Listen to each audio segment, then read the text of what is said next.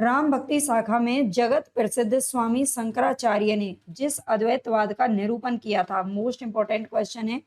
शंकराचार्य ने अद्वैतवाद का निरूपण यानी कि अद्वैतवाद की स्थापना किसने की थी? तो शंकराचार्य ने की थी। ठीक है, याद रखना है वह भक्ति के सन्निवेश के उपयुक्त नहीं था। यद्यपि उसमें ब्रह्म की व्यवहारिक सगुण सत्ता का भी स्वीकार था, पर भक्ति के सम्यक प्रसार के लिए जैसे दृढ़ आधार की आवश्यकता थी, वैसा दृढ़ आधार स्वामी रामानुजाचार्य जी, इसने स्वामी रामानुजाचार्य संवत 1073 ने खड़ा किया। और उनके विशिष्टाद्वैतवाद यानी कि विशिष्टाद्वैतवाद की स्थापना किसने की थी? तो ये की है रामानुजाचार्य ने। ठीक है, देखते हुए चल रहे हैं यहाँ पर।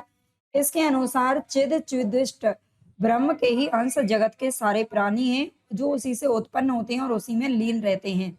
इसलिए इन जीवों के लिए उद्धार का मार्ग यही है कि वे भक्ति द्वारा उस अंशी का समीप लाभ करने का प्रयत्न करें।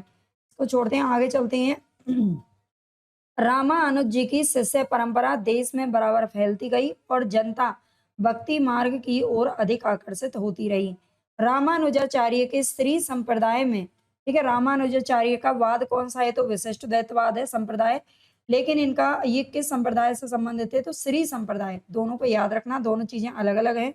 इसमें विष्णु या फिर नारायण की उपासना, ये भी क्वेश्चन कई बार पूछा गया है। विष्णु या नारायण की उपासना इसमें की जाती है श्री संप्रदाय में।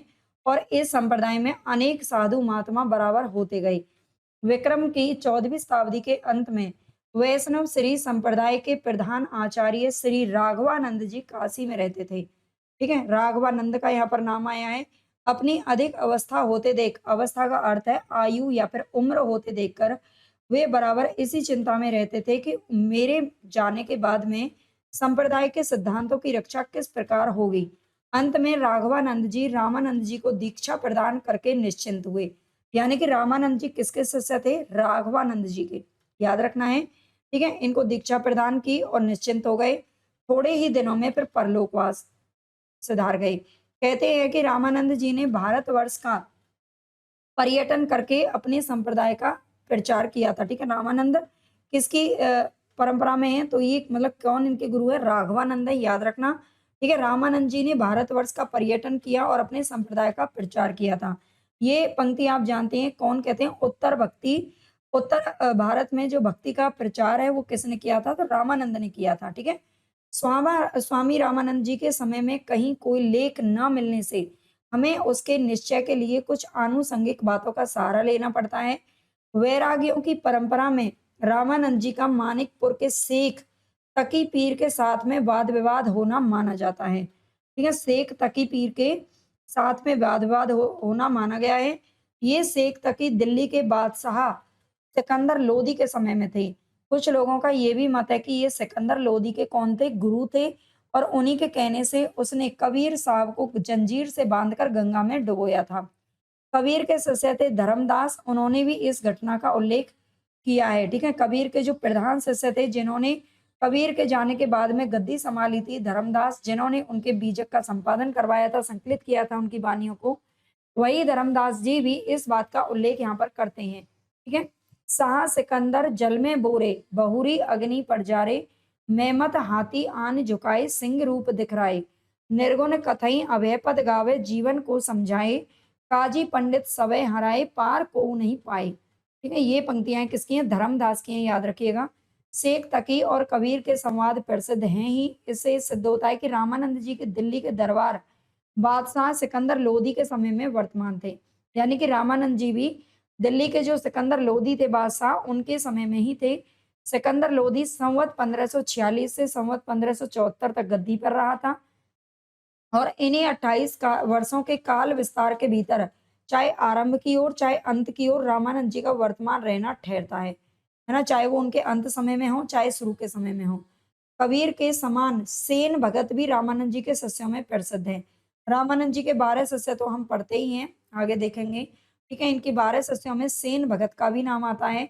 और ये सेन भगत बांधवगढ़ नरेश के भाई थे और उनकी सेवा किया करते थे।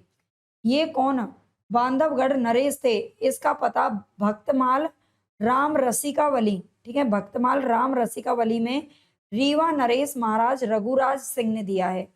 बांधवगढ़ पूरब जो गायो सेन नाम नापित तह जायो, ये सेन का नाम यहाँ से मिलता है। आगे देखेंगे, इसको आप चाहें तो पढ़ लीजिएगा। आगे देखते हैं हम, श्री रामार्चन पद्धति में रामानंद जी ने अपनी गुरु परंपरा दी है। ठीक है, श्री रामार्चन पद्धति ग्रंथ किसका है? रामानंद जी का है, और इसमें इन्होंने अपनी पूरी गुरु परंपरा का वर्णन यहाँ पर किया है। ठीक है, उनके अनुसार रामानुजाचार्य जो थे वो रामानंद जी से 14 पीढ़ी ऊपर थे। कितने? 14 पीढ़ी ऊपर थे, याद रखना है। रामानुजाचार्य का परलोकवास संवत 1194 में हुआ। अब 14 पीढ़ियों के लिए यदि हम 300 वर्ष भी रखें तो रामानंद जी का समय प्राय वही आता है जो कि ऊपर दिया गया है सिकंदर लोदी के समय का। ठीक है, रामानंद जी का और कोई व्रत ज्ञात नहीं है। आगे देखते हैं, एक सेकंड, इनमें देखते हैं, रामानुजाचार्य के मतावलंबी होने पर भी अपनी उपासना पद्धति का उन्होंने विशेष रूप रखा। उन्होंने उपासना के लिए वैकुंठ निवासी विष्णु का स्वरूप न लेकर लोक में लीला विस्तार करने वाले उनके अवतार राम का आश्रय लिया। इनके इष्ट देव कौन हुए? राम हुए, और मूल मंत्र हुआ था इनका राम नाम। पर इससे ये नहीं समझना चाहिए कि इनके पूर्व देश में राम उपासना भक्त होते ही नहीं थे। रामानुजाचार्य ने जिस सिद्धांत का प्रतिपादन किया उसके प्रवर्तक षटकोपाचार्य उनसे 5 पीढ़ी पहले हुए थे। उन्होंने अपनी सहस्त्र गीति में कहा है, दशरथस्य सुतम तम बिना अन्य शरण वानास्मि। ठीक है, उन्होंने ये अपने काव्य श्री रामानुज के पीछे उनके शिष्य कुरेश स्वामी हुए थे, जिनकी पंचस्तवी में राम की विशेष भक्ति स्पष्ट होती है। आगे देखते हैं, रामानुज संप्रदाय में दीक्षा केवल द्विजातियों को दी जाती थी। ठीक है, रामानुज संप्रदाय जो उस समय चला था उसमें तो दीक्षा केवल किसको? द्विजातियों का अर्थ है ब्राह्मणों को। ठीक है, द्विज किसे कहते हैं? द्विज जाति यानी कि ब्राह्मणों को ही दीक्षा दी जाती थी। लेकिन स्वामी रामानंद ने राम भक्ति के द्वार सभी जातियों के लिए खोल दिए और एक उत्साही विरक्त दल का संगठन किया जो आज भी वैरागी के नाम से प्रसिद्ध है। अयोध्या, चित्रकूट आदि आज भी वैरागियों के मुख्य स्थान है। ठीक है, भक्ति मार्ग में इनकी उदारता का अभिप्राय ये कदापि नहीं है, जैसा कि कुछ लोग समझते हैं और कहते हैं कि रामानंद जी वर्णाश्रम के विरोधी थे, है ना? ये अर्थ नहीं है, बल्कि वो चाहते थे कि भक्ति हर किसी को करनी चाहिए। सबको उन्होंने उपासना के क्षेत्र में बस समान अधिकार दिया था और कुछ नहीं है। ठीक है, सब जाति के लोगों को एकत्र करके वो राम भक्ति का उपदेश देने लगे और राम नाम की महिमा सुनाते थे। रामानंद जी के प्रसिद्ध हुए हैं यहाँ पर कबीरदास, ये शिष्य प्रसिद्ध है इनके, कबीरदास, रैदास, सेन नाई और गांगरौन गढ़ के राजा पीपा, जो विरक्त होकर पक्के भगत हुए थे। रामानंद जी के रचे हुए केवल 2 ही संस्कृत के ग्रंथ मिलते हैं। ठीक है, रामानंद के 2 संस्कृत ग्रंथ मिलते हैं, वैष्णवम वैष्णवम तापस भास्कर और श्री रामार्चन पद्धति। ठीक है, और कोई ग्रंथ इनका आज तक नहीं मिला है, यानी कि शुक्ल जी ने केवल 2 ही ग्रंथों का यहाँ पर उल्लेख किया है। इधर सांप्रदायिक झगड़े के कारण कुछ नए ग्रंथ रचे जाकर रामानंद जी के नाम से प्रसिद्ध किए गए, जैसे कि ब्रह्म सूत्रों पर आनंद भाष्य और भगवत गीता भाष्य। मतलब शुक्ल जी के ये कहते हैं कि इनके 2 ही ग्रंथ मिलते हैं संस्कृत में लिखे हुए, लेकिन बाद में रामानंद जी के नाम से और भी ग्रंथ हैं जो प्रसिद्ध किए गए हैं, जिनके संबंध में सावधान रहने की क्या है? आवश्यकता है, ये भी शुक्ल जी ने कहा है। आगे एक पद तो ये है कि हनुमान जी की स्तुति में आरती कीजिए हनुमान लला की। ये जो पंक्ति है, ये जो आप पढ़ते हैं हनुमान जी की ये आरती वारती है, कुछ स्तुति है उनकी।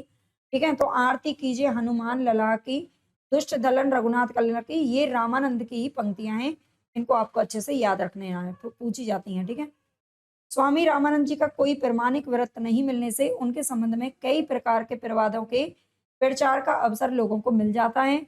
कुछ लोगों का ये कहना है कि रामानंद जी अद्वैतियों के ज्योतिर्मठ के ब्रह्मचारी थे।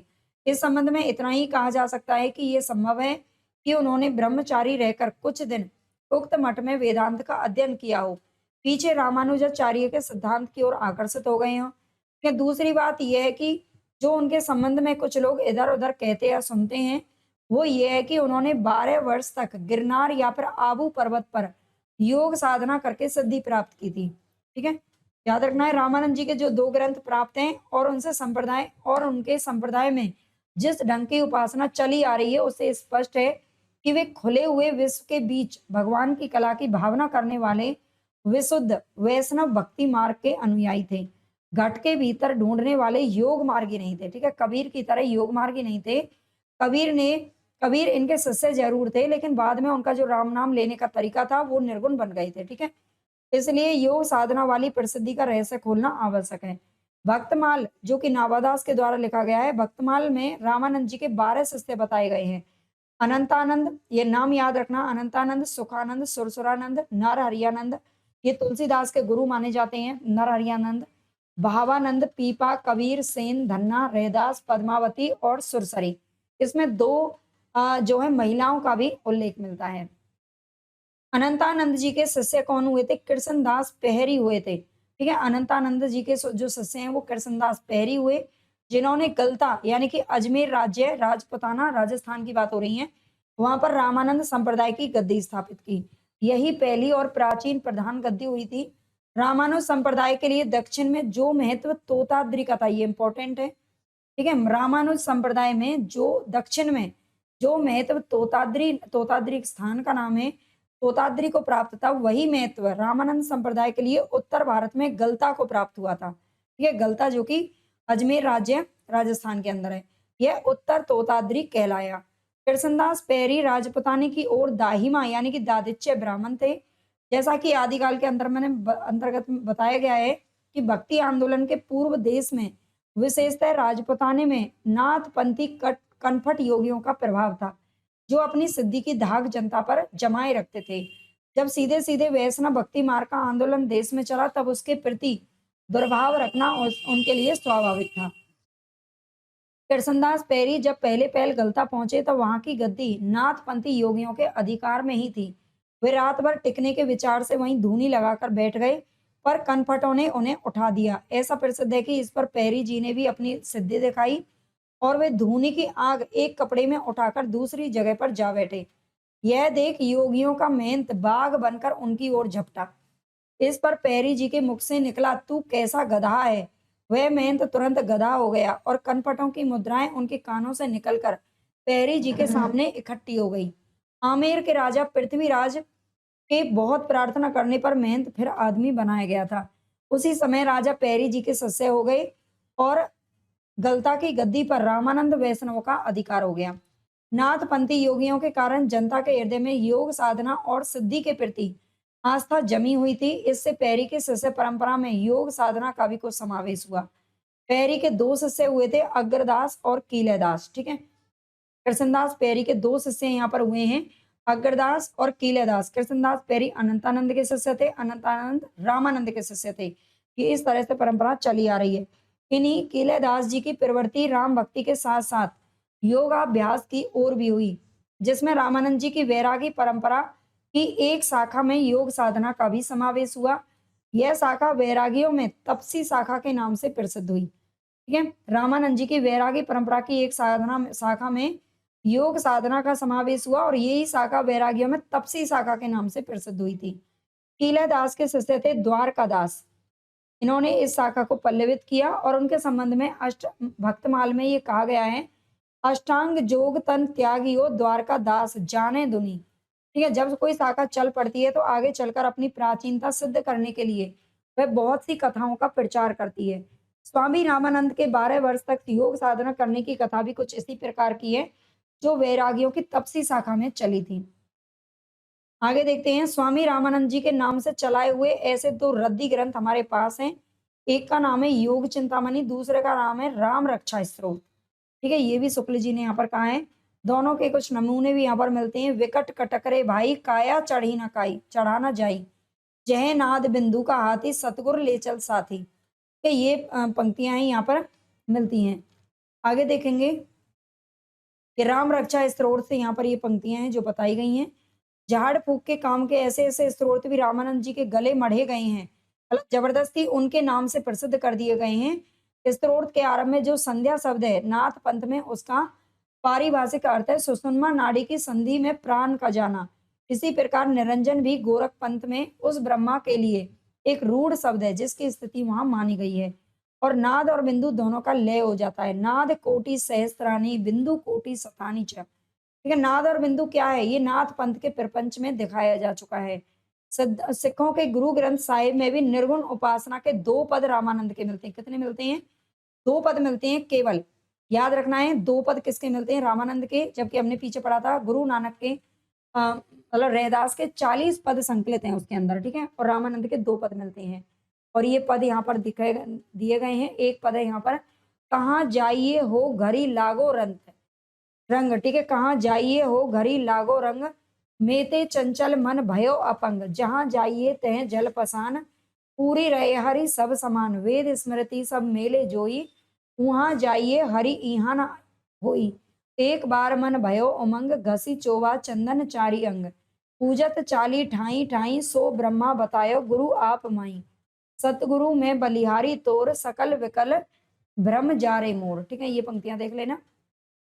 वास्तव में रामानंद जी के केवल 2 ही संस्कृत मिलन ग्रंथ मिले हैं, ठीक है? ये शुक्ल जी का मानना है। आगे है, वैष्णवम तावज भास्कर में रामानंद जी के शिष्य सुरसुरानंद ने 9 प्रश्न किए हैं। कितने हैं? ये जो ग्रंथ मिलता है रामानंद जी का, इसमें 2 उनके जो शिष्य थे सुरसुरानंद, उन्होंने 9 प्रश्न किए थे, जिनके उत्तर में राम तारक मंत्र की विस्तृत व्याख्या, तत्वोपदेश, अहिंसा का महत्व, प्रपत्ति, वैष्णवों की दिनचर्या, षोडशोपचार पूजन इत्यादि, मतलब उन्होंने 9 प्रश्न किए थे और उन 9 प्रश्नों को इतना डिटेल में रामानंद जी ने समझाया कि ये पूरा ग्रंथ बन गया। ठीक है, आगे आगे पढ़ेंगे हम गोस्वामी तुलसीदास के बारे में।